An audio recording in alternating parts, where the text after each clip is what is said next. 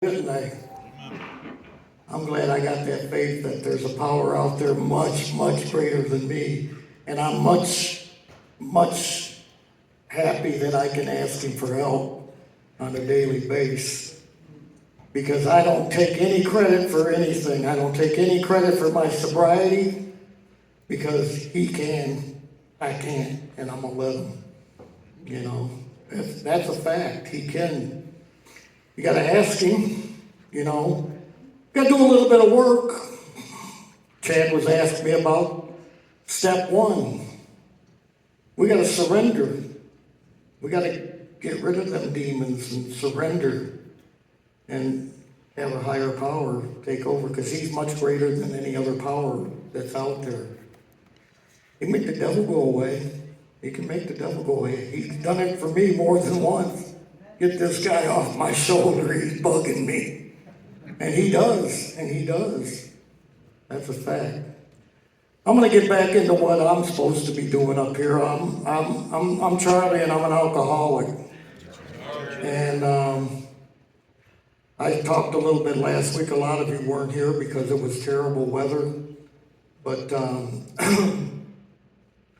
I'm glad you're all here tonight.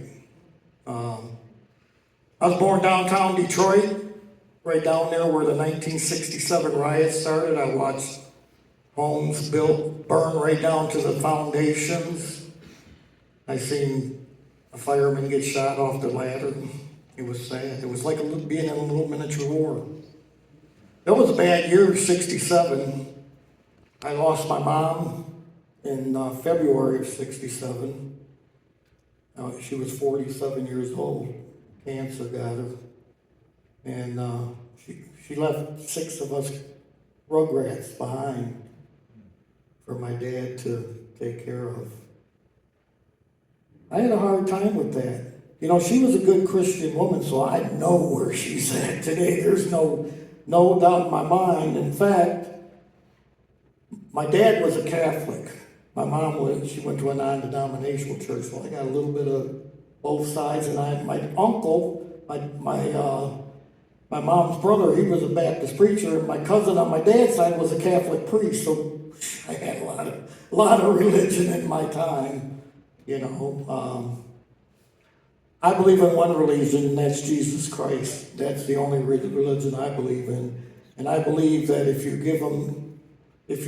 give your will to him and ask him to help you, he'll do it. He'll be right there. Because he wants just as many souls as that other guy down below. I don't want to give him any souls. So I do what I can today to try to help people, you know, with addictions. I go to the county jail on Fridays and talk to the inmates in there. Tell them they don't have to continue doing what they're doing. And, you know, some listen, some keep doing it. There was a guy in there said I seen him when he was 17 years old. He's almost 40 now. I said, man, no, I've been coming here that long. And he said, yeah, you have. But you know what it does? It keeps me sober. It keeps me sober. And that's our 12th step, helping others. You know, we got to help others. And that's what I try to do today. I try to pass it on to the ones that are still suffering. Because they're still suffering in there, believe it or not, you know. Yep, I was 43 years old when I got into the program of Alcoholics Anonymous. I just celebrated 30 years, so have the math, I'm old. I'm old. But, yeah.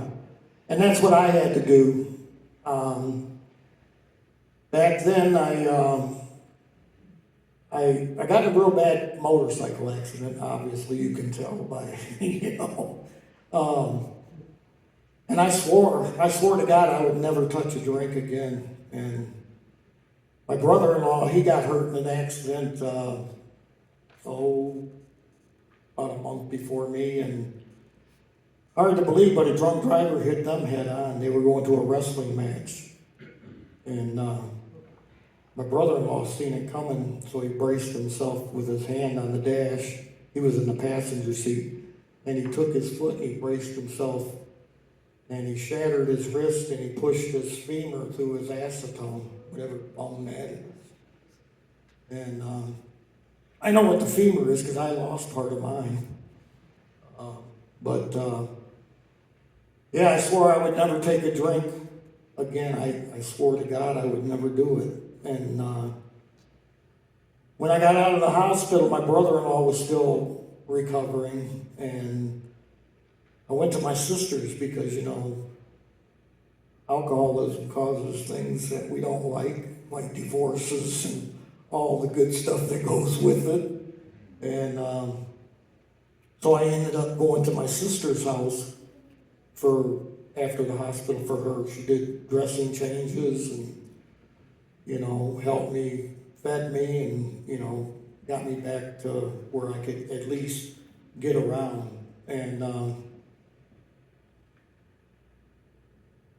my brother-in-law didn't want me to feel sorry for myself. So he took me to a guy's house that drove semi. And I'm still to this day, because I know they have automatic semis today, because I know a guy that he's a new driver and the semi's an automatic, but I didn't know they had them back then. I kept trying to figure out, because he lost his left leg.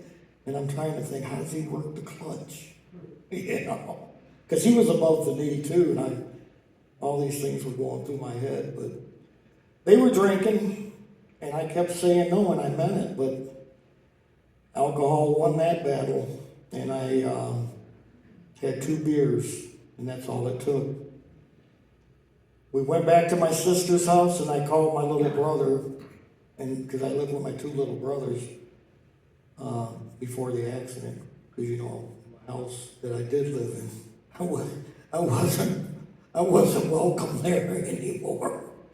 So I lived with my 2 little brothers, and I called my younger brother, and I asked him, I says, bring my van over. He said, what do you want your van for? I said, well, I'm kind of bored. What I wanted to do is I wanted to go and drink is what I wanted to do. That all it took was those 2 beers, and that's what I wanted to do. And I did. I got in that van. He brought the van to me, and I got in it and went right to the watering hole I used to go to prior to that accident. And I met a barmaid. She was perfect for me. She drank just like I did. And we had a wonderful life, Chaos City, But one good thing about it, we had a child together. We had a little girl, and she was 1 year old when I got sober, and we got into it one night, and I had the Wexford County Sheriffs to my house, and they suggested that she go and let Mom, and I said, well, you're not letting her take her, so my daughter's grandma, her mom, came and got him. And I finished up what was there to drink, and I went to bed, and I got up the next morning, and I say it was a spiritual awakening. What do you think, Jack? I agree. You're an expert on this. I agree. Well, I think I had a spiritual awakening because I found myself sitting on my recliner, and the next thing you know, I'm dialing a number, and next thing you know, I'm talking to this guy in AA. And he directed me to my very first meeting. It was a Saturday afternoon meeting at the Salvation Army. And I haven't had to take a drink since. They were drinking, and not drinking, but they were laughing and having a good time, and I'm like, man, what are they smoking? How can they be so happy? I found out what made them so happy. It was bringing a higher power into their life, and it worked. And I took their suggestions. I did that step 1, Chad. And admitted that I was powerless over alcohol and that my life was unmanageable, and that's what it takes. I tell a story about it. I don't know. A lot of you are too young probably to know this artist. Some of you might know him. His name was Bobby Bear. If any of you ever heard of the song "The Winner," you've heard it. He was a bar fighter, and he had cauliflower ears from ready to hit him in the ears. All his teeth went rolling down the road like chiclets from where he got hit in the mouth. And he got old. He got older. And some young guy came into the bar and wanted to get into it with him because he heard how tough he was. It was Jim. It was Jim. There you go. Anyway, the old guy said no. He said, "You won." What he did is he surrendered. He had enough of getting his ears plowed into, causing cauliflower ears and getting his teeth knocked out. And he surrendered. He says, "No, you won. I'm not coming out there with you." And that's what we have to do in this program. We have to surrender. We have to surrender and ask for help. It's not an easy thing to do, you know. You have to humble yourself and ask for some help. And that's what I had to do. I had to ask for help. Well, in the meantime, that little girl that left with Mom on that bad night, I mean, I've never felt like that in my life. I felt depression was nothing. It was like, and then I had to drive down to my sister that took care of me. I had to drive down there because it was the 22nd of December, and the family always had Christmas Eve. And that whole trip going down there, 230 miles to her house, all I could do was think. Most depressed time of my life. And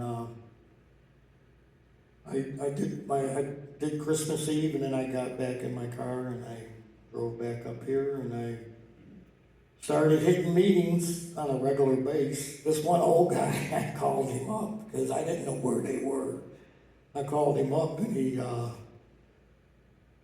like, well, he used psychology on me. I said, "Where's that meeting tonight?" He's always over here, and I said, "Okay." He said, "I know why I'm telling you, you won't be there anyway." So I had to show him. "I'll show you, I'll be there." And I went. And I've been going to him ever since, you know, and today I have no desire to drink, but it took the 12 steps. Start with 1 and go to 12, and try to work them in order to the best of your ability. Because that's how they were wrote, in order, to do them in order. Well, in the meantime, I probably had, I gotta think about this. I had like 9 years, and my daughter, the one that left with Mom and Grandma, she went to a hospital in Clare, I believe, and they gave her an antibiotic, Zephyromax, if any of you ever heard of Zephyromax. And it burned her inside and out. And while it didn't at that time, she went home and she felt okay for a little bit, and then she started feeling like crap, and she, instead of going, no, she went to Mount Pleasant first, because then she went to Clare, because it was closer to where they lived. And there was a pediatrician a mile down the road, and he diagnosed her over the phone and told him to give her Zephyromax. Well, she took the Zephyromax, and she went home, and she ended up in the burn center in Ann Arbor for 3 weeks. It burned her inside and out. It destroyed her liver and her lungs. And she was 10 when that happened. She She lived to be 12, almost 13. And it was hard. It was hard. I watched that little girl suffer. Most active little girl you ever seen, and she was bowled every Saturday. She was even in karate. I think she didn't want to take no more crap from me, so she was going to beat the crap out of me. Anyway, she passed away at 12. And I literally had to go in that room and say, God, thy will be done. You know, because my will is very selfish. I'm very selfish and self-centered. Most alcoholics are. My will would have been to keep her around, and she'd be suffering today. And I had to acknowledge that he knows better than I do. She's my guardian angel today. She helps me all the time. And I know if I ever even thought of a drink, she would kick my butt up and down. Because she took karate, you know. She would kick my butt up and down. But that's what this program did for me. I didn't have to take a drink over it. Because I accepted Jesus in my life, and I know that his will is much stronger than mine. And whatever his decision was, I had to go along with it. And that's why I continue to do what I do today, because I want to see that little girl again. I want to be there and see her running around happy and not having to walk from here to that stand and be out of breath. I want to see her back in health, you know, because they say that when the soul leaves the body and it goes to the other side, that any ailments you have go away, they say. Is that right, Chad? That's right. So, and I want to see her in a better condition where she was, and I know where she's at. You know, there's no doubt. I pick her up on Friday because I got divorced from her mom. Remember them leaving? Well, they never came back. I went and got her all the time, but that woman never came back, which was probably a good thing. But I would pick her up at, there was a family video in Harrison, and I would pick her up on Friday after school. And she would get in my car, and the first thing that would come out of her mouth was, "Are we going to an AA meeting tonight, Dad?" She loved this program. She loved the people in this program. I don't know if Jeff do you remember Jeff? No? Okay. But yeah, she loved the people in the program, and she loved to go to meetings. She played the whole time, but she loved going, And I miss her big time. But I know in my heart that a drink ain't gonna fix anything. A drink is not gonna bring her back. I was in Ruby Creek. They used to have an alkathon in the spring and in the fall. And there was a guy down there, and you know how I can be smart but every now and then. Not really, but yeah. There was a guy down there, his uncle had passed away, and he went and got drunk. And then he come to that alkathon, and he was telling his story. And when it was my time to share, I says, "I got a question for you." He said, "What's that?" I said, "Is your uncle still dead?" He said, "Yeah, he's still dead." What do you mean?" He gave me this weird look like, "What do you mean? Of course he's still dead." I said, "So what did that drink do? What did that drink do? Did that drink bring your uncle back?" No. And I have to look at things that way. Things are going to happen. Life's going to go on. Things are going to happen in life that we don't like. Acceptance is a big ordeal. Acceptance is the answer to all my problems today. When I'm disturbed, it is because I find some situation I can't accept, some person I can't accept. And until I can accept that person, place, thing, or situation, I can't stay sober. I have to accept things as they are. God don't put things in your life. I think He tests us every now and then to see, and so I have to accept things. I have to, when that guy cuts you off in traffic, I have to remember I probably did that before, so, hey, part of life, and a lot of things I have to accept. It's a little easier today, but there was a time it was hard. It was hard to accept things, but I've learned to do that. Because I don't want to drink today, I don't. I have no desire. But I know that if I don't continue, that desire can come back. Because I am an alcoholic. And I proved that to myself back in 1989 when I laid in that hospital bed for 9 months on my back in an air bed. And when I got out, you would think that would make anybody. But you can't scare an alcoholic to get sober. And I thought that would do it, but no. In 9 months of no alcohol, because they wouldn't serve me none, I asked them, but they wouldn't bring it to me. And just that taste, that first taste, it set something off, like, bam. Next thing you know, I'm blacking out drunk and driving and taking my life and other people's lives in my hands. And who gives me that right? That's not what my higher power wants me to do. He don't want me to go out there and kill people. And believe it or not, He don't want me to kill myself. Because I'm a child of Him just like everybody else out there. And that's another thing I have to remember, that we're all His children. And that, and a father doesn't want his kids to suffer. So, and I see on the news, I seen a thing, it's been a little bit ago, a lady at a boat club, whatever they call it, harbor or whatever, drunk. When she backed out of her driveway, she hit another vehicle coming out, and she just kept going.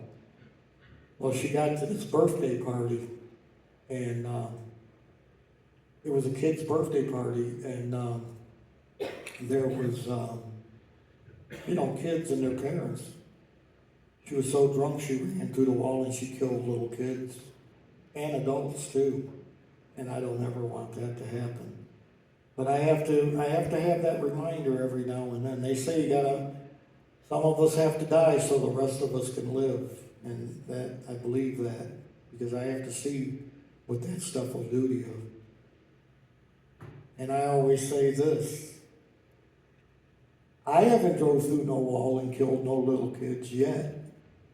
Does anybody know what yet stands for? I know Nick does, because I tell it all the time. Does anybody know what it stands for? You're eligible too. And don't think it can't happen to you. It can happen. It can happen, and it happens that quick. Prison would be a cakewalk, but having that play over would be the worst thing. So I don't want to test the waters, and I'm going to keep coming back, and I hope you all do too. This is a good place to start your sobriety. This is a real good place to do that. So, and I have a higher power today. They say higher power, and I have Jesus Christ in my life, and He helps me every day. Every day. I know He's not going to come off a cloud in a Cadillac and pick me up and take me to a church or take me to a meeting. I have to do the work. So, and that's what we have to do. And I think I'm at that time. Am I, Nick? I'm at that time? Okay. I'm gonna give it to Nick and let him do his thing.